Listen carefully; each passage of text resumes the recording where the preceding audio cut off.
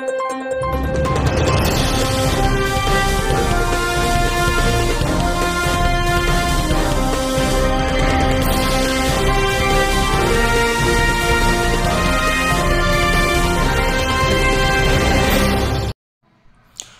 मु सदानंद आचार्य आपण मान को रिपोर्टर ओडिशा रे एक रायगड़ा जिलार समस्या संपर्क रे लोकलोचन को आनिबा पाई चाहूची। रायगड़ा जिलार उपकंठ रे रिलायंस स्मार्ट दुकान खोली जेकेपुर जीवा रास्ता रे एही रास्ता रे जो स्मार्ट दुकान खोला जायछि ता सामना रे कोनसी पार्किंग व्यवस्था नाही।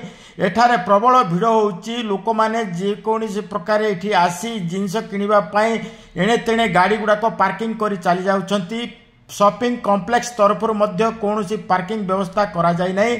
पार्किंग को तदारक करने कौन कर्मचारी भी नहांती। जिला प्रशासन यह दृष्टिगोचर करुनथुवा परिलक्षित होउची। बारंबार जनगहली रास्ता यही रास्ता उपरे गाड़ी एणे तेणे रखी लोक माने जीवा द्वारा साधारण जनता को बहुत समस्यार सम्मुखीन होबाक पड़ुची।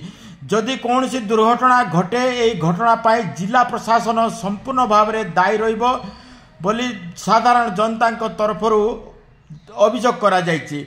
जिला प्रशासन किभली भाव में यहाँ दृष्टिगोचर को आणुना ता आश्चर्य करछि ना। एप्रति जिला प्रशासन किभलिया अनुकंपा अच्छी। ये अनुकंपा पछरे रहस्य कौन रही।